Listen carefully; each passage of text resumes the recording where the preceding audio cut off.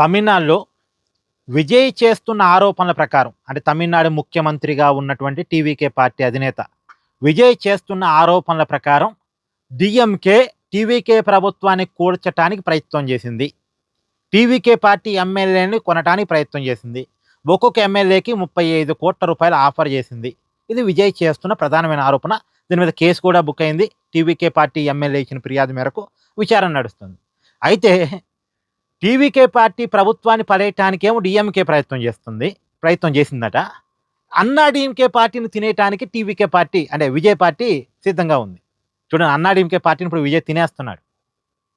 ఆ పార్టీకి సంబంధించినటువంటి 4 ఎమ్మెల్యేలు ఆల్రెడీ తమ ఎమ్మెల్యే పదవులకు కూడా రాజీనామా చేసి విజయ్ పార్టీలో జాయిన్ అయ్యారు. ఇంకొక 15 మంది పైగా ఇండైరెక్ట్గా సపోర్ట్ చేస్తున్నారు.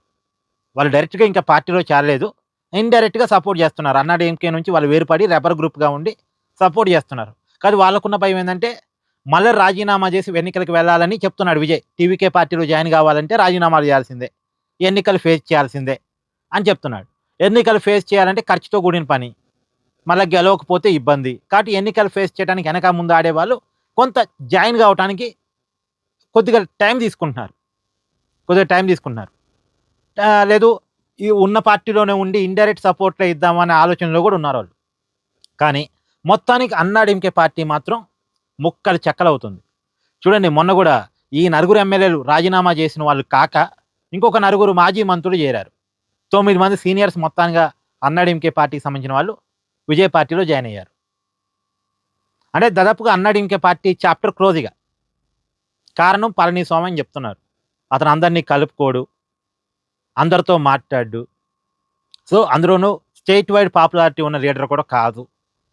కాబట్టి మేము అన్నా డీఎంకే పార్టీని వదిలేస్తున్నాం అని చెప్తున్నారు.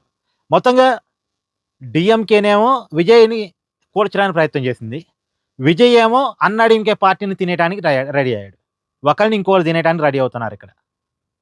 కానీ మొత్తం పరిణామాల్లో నుంచి అన్నా డీఎంకే పార్టీ మాత్రం పూర్తిగా క్లోజ్ అయ్యే పరిస్థితి. ఒకప్పుడు దానికి ఘన చరిత్ర ఉంది. జయలలిత ఉన్నంత వరకు అంటే తమిళనాడు రాజకీయాల్లో అన్నా డీఎంకే క్రియేట్ చేసిన ప్రభంజనం ఏంటంటే, సహజంగా అక్కడ ఒకసారి ఒకరికి అధికారం ఇస్తే ఇంకోసారి ఇంకొకరికి అధికారం ఇస్తారు. వరుసగా 2 సార్లు అధికారం ఇవ్వరు. కానీ జయలలిత వరుసగా 2సారి గెలిచారు. వరుసగా 2సారి అన్నా డీఎంకే ప్రభుత్వాన్ని ఏర్పాటు చేసింది.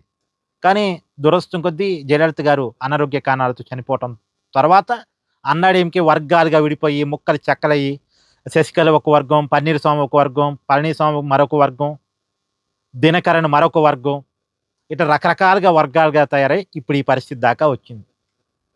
పార్టీ మూసేసుకునేదాకా వచ్చింది. Yeah, thank you.